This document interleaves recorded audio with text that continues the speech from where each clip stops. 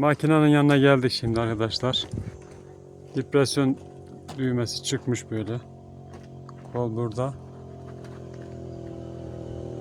Kontrol yaptık. Kontrollerimizde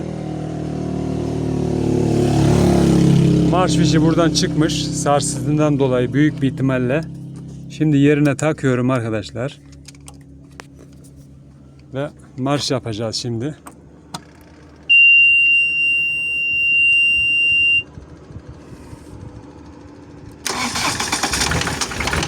Ve makinamız çalıştı.